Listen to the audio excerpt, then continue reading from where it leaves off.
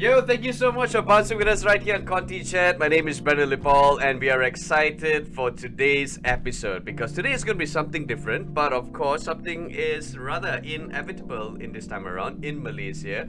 I'm just going to give you a hint though. Something to do with 15. But before we head on over to that topic, ladies and gentlemen, be sure to also know that we are on socials, okay? Social media, Facebook and YouTube. Just look for us at ContyNews. And also check this out. We are also on TikTok and also Instagram. Just look us up at Conty Chat. Now, here is the best thing of all of this wonderful episode that we've been actually broadcasting to you guys. You can also tune in to Spotify as well. And the handle, Conty Chat once again. Now, ladies and gentlemen, moving to today's topic, of course, G15, right? One of the hottest topic in present times, being a Malaysian, is of course the general election. Now, it takes place on 19 November, in case if you miss it, with nomination day set on the 5th, early voting on 15 November, and it usually takes place in every 5 years. But of course, the prospect of an early federal election remains high. They need to go to the polls earlier than usual now, simply because it's to put a stop to political turmoil and instability. Okay, the topic is, of course, electoral system, what you and I should know. Of course, I'm not going to be talking about that alone. We brought two amazing guests in the studio. Ladies and gentlemen, please say hello to Dr. Zokhri Idris, CEO of SPEES, and also Associate Professor Dr. Sharifah Shahira Said Sheikh, Senior Lecturer of KUPTM. Welcome, ladies and gentlemen, to our show. Hi, Brendan. So, do you like the decoration in the studio? Okay. It's vibrant. Yeah, it is vibrant. Okay, so today's topic is also going to be vibrant. Okay, we're talking about G15, and we're talking about young voters, so on and so forth, right? And political instability. So, what everybody else out there should know. Now, general election. Malaysia has gone through 14 general elections since 1957. I only voted twice, by the way. Do you feel the system can be improved? Let's start with Dr. Zokhri. I think certainly, Brendan. First and foremost, happy Diwali to you. Thank you for having me today. Now, certainly we've seen a lot of modernizations towards improving the systems in Malaysia. We are talking about the system of identifying the voters, and every now and then we can do it virtually. If you just go to the website, you can know where are you voting, who are you voting for. So everything is just done virtually compared to the last 20 or 30 years where everything is just on papers and physically. And also as the effect of the Undi 18 that has been constitutionally amended the last few years, now we have seen the automatic registration has been taking place. Now that automatic or default registration is not an easy process. You know, there's a lot of data cross-checking to see whether a person is actually eligible or otherwise. So we were talking about lots of system improvement in enlarging the voters pool in our country, in telling people and to disseminate information when it comes to the polling day. And that has been improving in my opinion. Though I will talk a little bit later on onto the areas of improvement that I think that we should know about. Awesome. Yes, what about you, Doctor? I agree with Dr. Zokhri. There's a lot of improvement. But by the way, I would like to say congratulations to Conty Chat. This is a very important statement. Segment. All right. Whereby, we are almost there. Nomination day is coming 5th November. And I think to have this platform to inform our voters, I believe with informed voters, we will have better decision makers and also for our country's future. All right. So as what we have heard from Dr. Zokhri, I would like to add also so that we appreciate we are progressive. Okay, we are doing very well in terms of improving our electoral system. Okay, for example, if you remember last time, I'm not sure about you, Brendan. I think, Definitely not. Okay. maybe you remember. Okay, that last time it was a black ballot box. Do you remember that? It has always been transparent for me. I think. All right. Yes, I voted twice. I've seen it on TV. So before that, I think maybe Dr. Zokhri, you remember the black box whereby we cannot see The paper papers. that's inside. Yeah, Yeah, we okay. can't see. Right. So that is a huge. It's one of the most important.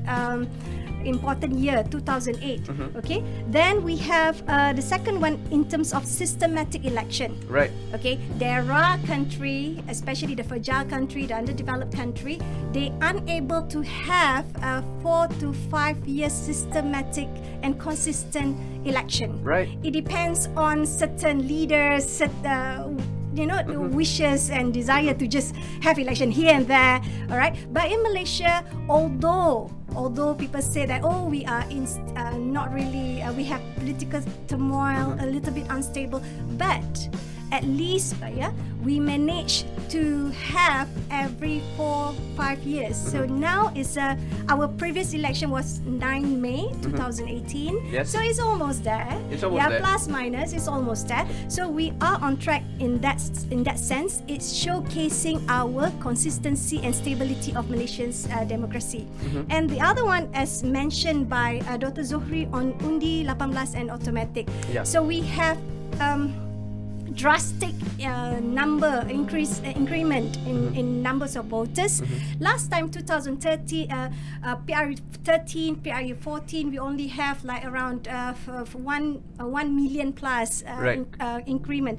But now we have 6 million plus. So here, the question is, okay, do all of us appreciate our rights? Correct. All right, so we must appreciate our right. This is our right to be the decision maker of the country. Yeah. It's the highest political empowerment for a person. When everyone says, right, there's no point voting because, it's going to be like this, it's going to be like that. I mean, this is one of the best initiatives that has been done by the government, which is to give rights to all those 18 and above to actually vote, right? Yes. So let me just ask you, both of you, this question, doctors.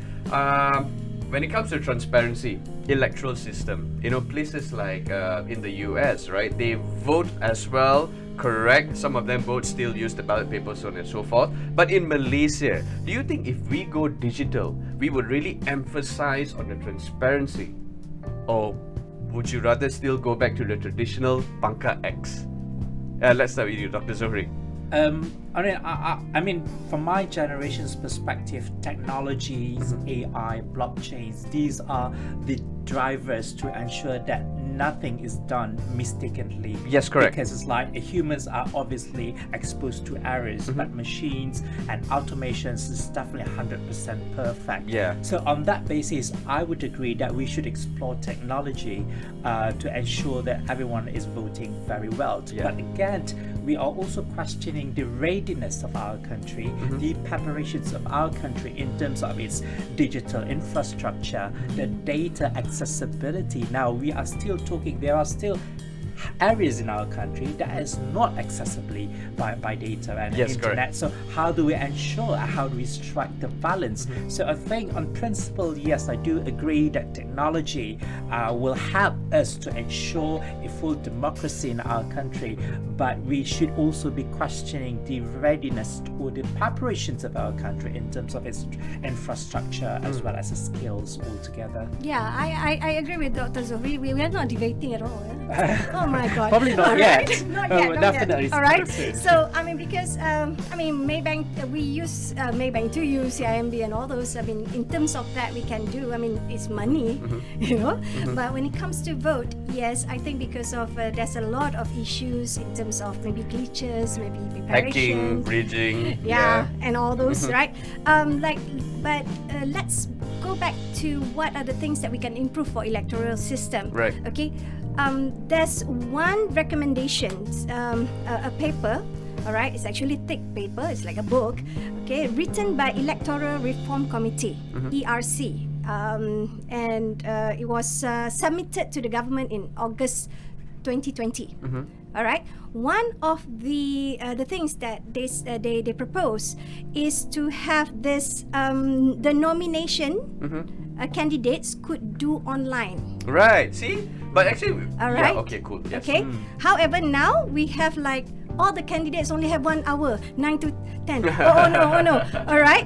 But it opens to a lot of kind of like some people can just stop because tak bawa forget to bring the name tag, forget to all the unusual stuff starts happening IC. on the day itself. Yeah, because it's only 1 hour. Right. But the thing is, for other country, it is more than not even 1 hour, more than few days. Wow. It's a few days, okay? So the committee, they actually propose to have this on number one online, so that we do not have to ask the police, to take care of all this perarakan calon and all those, all right?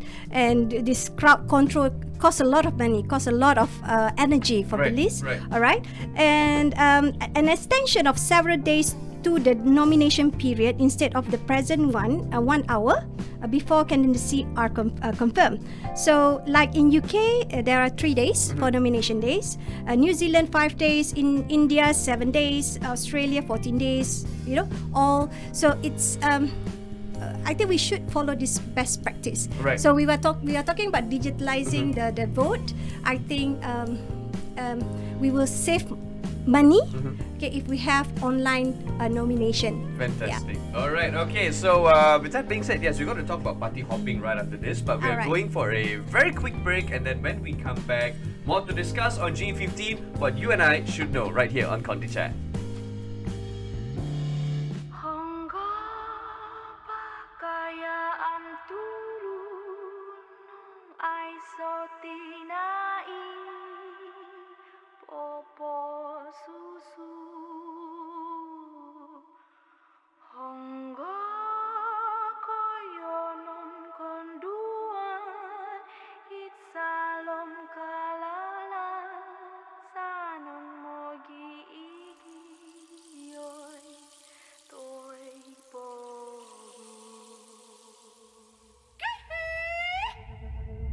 Akan ada tiba masanya mereka yang disangka lemah akan bangkit dengan keyakinan, akan bangkit dengan kekuatan.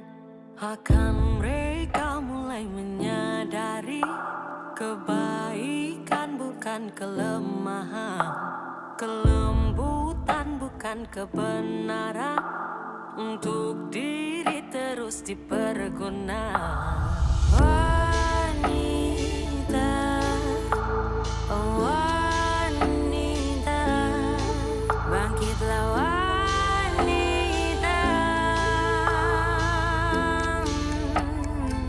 Dan wanita adalah rakyat, dan wanita adalah pemimpin. Wanita berdiri di hadapan, bersama-sama berjuang. Dan wanita adalah rakyat, dan wanita adalah pemimpin. Wanita berdiri di hadapan, bersama-sama berjuang.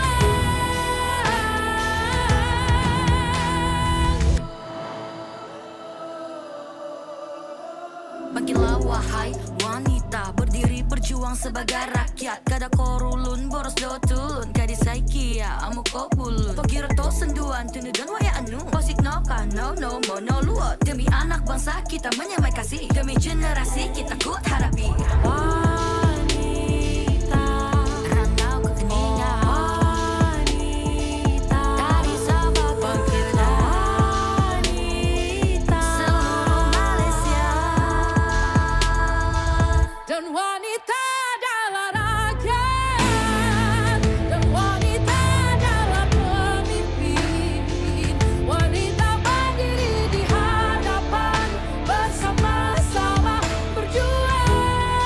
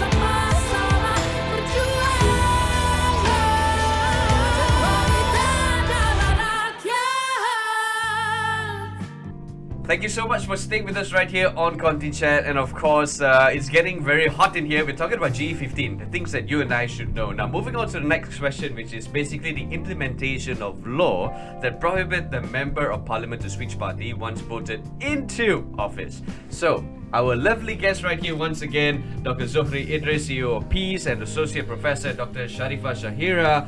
She is a senior lecturer of KUPTM. Now, Dr. Sharifah, let's start with you. Is this going to be a game changer? There are few matters that may be, because political party, they're really good in politics, so they can. Right. The thing is, for example, like they can always, as a group of them. What if?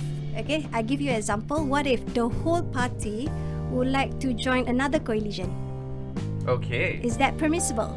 The one that is not permissible is one person changing party. But how about the whole party wants to join another one? Another thing is... That's a very good question. Okay, another thing is, I would like to ask, what about the president? Are all president of political parties are really concerned about the party or themselves? So, are there going to be any abuse of power to punish certain MPs that are too vocal, that is not in line with him or her, him lah, or with him? So, what will happen? Okay. Well, that's a good question. Dr. Zohri, Zohri, what do you have to say about this? I think certainly, because if we add to what Dr. Shira has said, the anti-hopping law does not stop parties from collaborating and cooperating with one another And form a coalition, yes. Yes, so the coalition is being reconstructed, deconstructed, and reconstructed again. All of this is Here and there. Yeah. Yeah. So, but this is done en bloc because it's from group to another. So what we can see is actually there are more rooms of cooperations and collaborations between these en bloc parties. And from the rakyats or the people's perspective, we want to see our politicians working together, Right. or these political parties working together for a policy driven, for a more economic driven in our country. So I think it opened more rooms for collaborations instead of a clear division, us against them, Right. you against me, but we are more into like collaborating with one another, reconstructing and deconstructing alliances. So I think it all goes back to the people. So I think yes, it is a game changer. What we are hoping to see is a small coalition, because the data speaks to us at this moment, Brandon. None of these coalitions would have a strong majority Yes. of 112. Neither PH nor BN nor PN or all of these small coalitions will have a strong majority. So what does this tell us? You have no other options but to collaborate. Right. And to have more coalitions within your coalitions. And I think that's really good for the country. We are bringing everyone into the group. We are bringing more people into the table. But just a very short one, the idea of the unity government in which every coalition should be the government, perhaps something not really feasible or not really good at this moment, Because we need the opposition. we need a for the- strong opposition as a check and balance in our country. Right. So I think, it's good. We have more collaboration and cooperation, but not to a unity government at the moment. I think for me, a big game changer right here is going to be Undi 18 that was just passed in Yes. Parliament. Yeah. Dr. Zohri, what do you have to say about Undi 18? Do you think it's a make or break, or do you think it's not going to be credible at the end of the day? No, to be honest with you, from the very beginning, before the motion was passed, I was a bit skeptical in terms of the political maturity and the readiness of the youth to actually understand and to decipher what's going on into the Bingo. country. Yes, exactly. You see, and I think it's still going on. Though I think we have seen the percentage has been reduced. But again, we must understand that this is a process we all have to go through. Yeah. Either it's a slow, whether it's a speed process, we have to get the youth to vote. Not only that we are giving them the opportunity to vote, but this is also the opportunity for we to actually hear the voices, hear the opinions of the youth people. So I think it would not be as good as we imagined before, the idealistic of having only 18, but I think this current GE15 will be a first of many elections where the youth could not be discounted. And it is actually the challenge of the youth to actually prove that this is not going to go into waste. Yeah. They have to increase their political knowledge and maturity. They have to actually showcase that it is actually worth of having the youth to be on the board, Yeah. not just because of the law. Exactly. Dr. Sharifah, Undi 18, giving them a chance to actually vote is giving them a chance to actually learn. Yes. Correct? But the thing about political maturity is not about age. Exactly. Yeah, because political maturity is all about you can talk about politics, and you can actually support different political party, and you can still be friend. Right. Okay, so that is political maturity. So when it comes to youth, okay, the challenge is now, I mean, we are one of the few that I think only one of the few that agree at the end agree to have Undi 18. It's Yeah. actually majority of the country in the world already implemented it for quite a long time. All right, so even some country even go for 16. Yeah. Talking about proposing for 16 years old. And the thing now, I really hope that youth, please prove that you are matured enough. You are the community that would like to see and would like to make a decision for this country instead of just criticizing on TikTok, social media, and so forth. So in terms of G15 and social media, do you think it goes hand in hand, or do you think people should be traditional and just turun padang and listen to the ceramah? Dr. Zuhri? No, from the data that we have, even though there is a likelihood of 67 of these youth generations to vote, 40% of them are still undecided. Yes. Undecided in a sense, not to vote or vote to vote, but is who to vote for.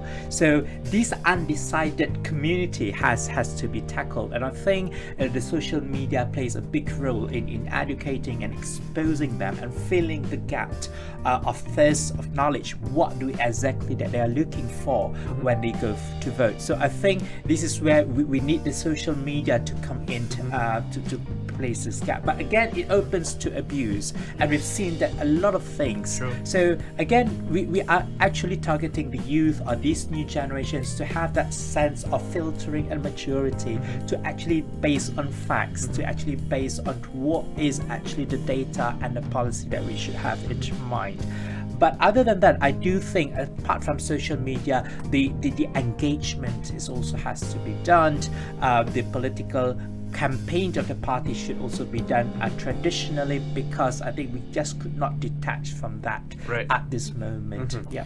I mean, the thing is, political campaign. I don't know. Now I watch all live anywhere in Malaysia.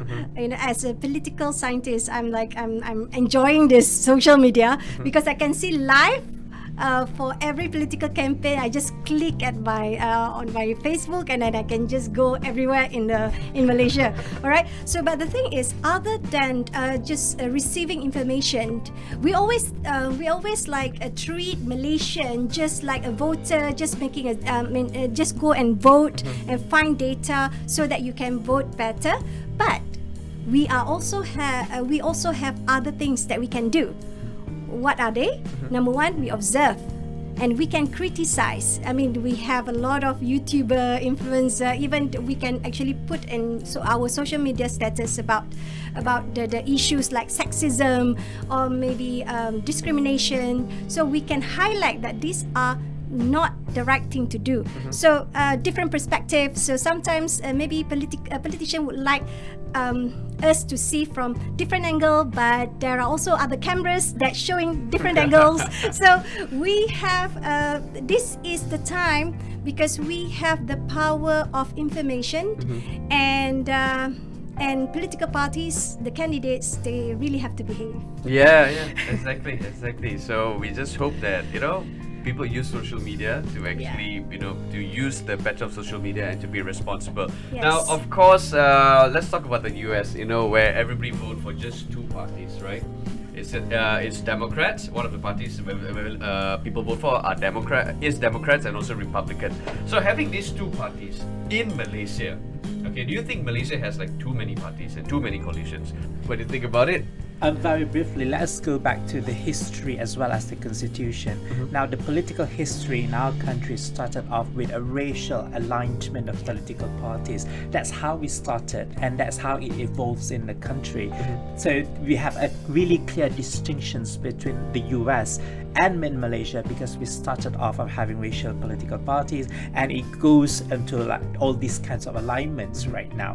And even though that we are a country that is very diverse, and the US is very diverse as well, the extent of diversity, the depth of our diversity is totally different with the US as well. And even right now, we even have a political parties who on to science. There's a party named Science. There's a party because they are youth. So I think we should just appreciate that, and not to just lump everything into two main blocks. Correct. And the federal constitution clearly says that we are a country of freedom of associations. We cannot stop any new association to be built, to be formed and everything, and that includes political parties as well. Right. So from the history as well as the constitution, I think what we're having is the best suitable for our condition. As what Dr. Shua said, it could be messy, but that is probably the best suitable conditions for our country, taking into account our diverse background and ethnicities. Okay, so we can talk for hours when it comes Yes. to G15 and of course the political system, so on and so forth. But of course we ran out of time, unfortunately. Thank you so much, Dr. Zohri Idris, your peace, being with us here today. Thank you so much. The And also pleasure is Associate mine. Professor Dr. Sharifah Shahira, Senior Lecturer of KUPTM. Thank you so much. Thank you, Brandon. So, ladies and gentlemen, with that being said, of course, go out and vote, and we wish you well and we wish you the best. So remember, don't forget to tune in to us. If you want to check out our previous podcast as well, I would definitely recommend you guys to check us out on Spotify at Conty Chat once again. Till then, my name is Brandon Lepol. I'll catch you next time, same place, same time, right here on Conty Chat. Take care. Bye-bye.